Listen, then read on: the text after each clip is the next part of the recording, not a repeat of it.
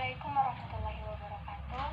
Saya Lisdera Umar dengan NIM 211600057. Baik, di video kali ini saya memenuhi tugas UTS dari Sejarah Sains dan Peradaban Islam.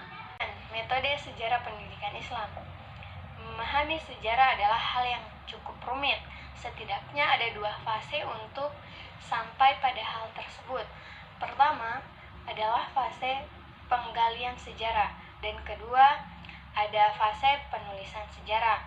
Adapun metode yang dapat ditempuh untuk fase yang pertama adalah pertama, metode lisan. Dengan metode ini, pelaksanaan suatu objek sejarah dengan menggunakan interview. Kedua, metode observasi. Dalam hal ini, objek sejarah diamati secara langsung. Ketiga, metode dokumenter, di mana dengan metode ini berusaha mempelajari secara cermat dan mendalam segala catatan atau dokumen tertulis. Kemudian, adapun fase yang kedua yaitu metode penulisan. Untuk memahami sejarah pendidikan Islam, diperlukan suatu pendekatan atau metode yang bisa ditempuh adalah keterpaduan antara metode deskriptif, metode komparatif, dan metode analisis sintetis. Yang pertama, metode deskriptif. Ajaran-ajaran Islam yang dibawa oleh Rasulullah SAW yang termaksud dalam Al-Quran dijelaskan oleh As-Sunnah, khususnya yang langsung berkaitan dengan pendidikan Islam, dapat dilukiskan dan dijelaskan sebagaimana adanya. Kemudian yang ketiga, metode komparatif, mencoba membandingkan antara tujuan ajaran Islam tentang pendidikan dan tuntunan fakta-fakta pendidikan yang hidup dan berkembang pada masa dan tempat tertentu. Dan yang terakhir ada metode analisis sintetis, digunakan untuk memberikan analisis terhadap istilah-istilah atau pengertian-pengertian yang diberikan ajaran Islam secara kritis sehingga menunjukkan kelebihan dan kekhasan pendidikan Islam. Ruang lingkup merupakan sebuah batasan banyaknya subjek yang tercakup dalam sebuah masalah.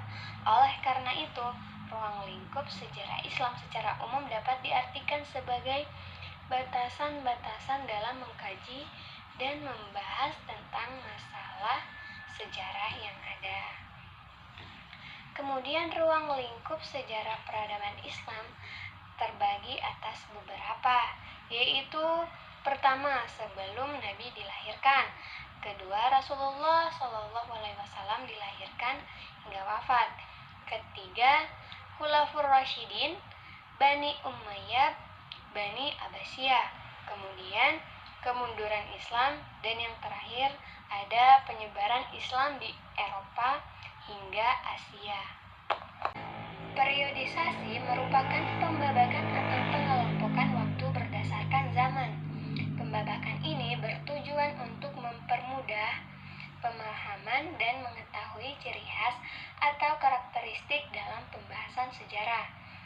Periodisasi juga diberlakukan dalam perkembangan budaya Islam sejak Nabi Muhammad SAW berdakwah di Arab.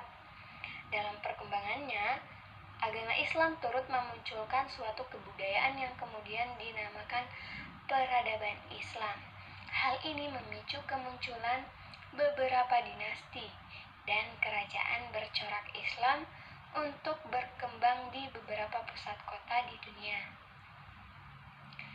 Secara umum, peradaban Islam dibagi menjadi 3 babak, yaitu periode Islam klasik, pertengahan, dan modern, yang memiliki ciri masing-masing. Masa Khulafaur Rasyidin adalah kekhalifahan pertama yang berdiri setelah wafatnya Nabi Muhammad pada 632 Masehi. Khulafaur Rasyidin berjumlah 4 khalifah, yaitu Abu Bakar As-Siddiq, Umar bin Khattab, Utsman bin Affan, dan Ali bin Abi Thalib. Pada masa pemerintahan Khulafaur Rasyidin, yaitu pertama ada Abu Bakar As-Siddiq 632 sampai 634 Masehi. Di akhir kepemimpinannya, Abu Bakar memperluas daerah kekuasaan dengan mengirim tentara keluar. Dan masa Umar bin Khattab 634 sampai 644 Masehi mengalami kemajuan yang sangat pesat.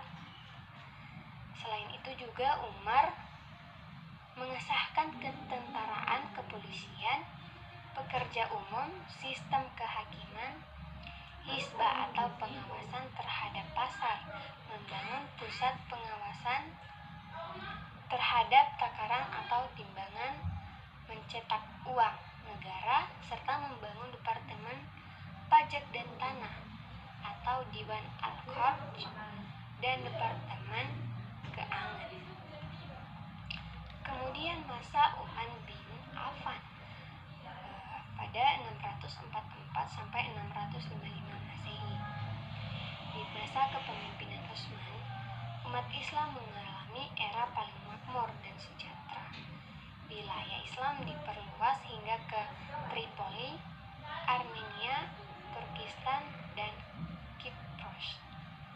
Pada masa Ali bin Abi Thalib 655 sampai 660 Masehi,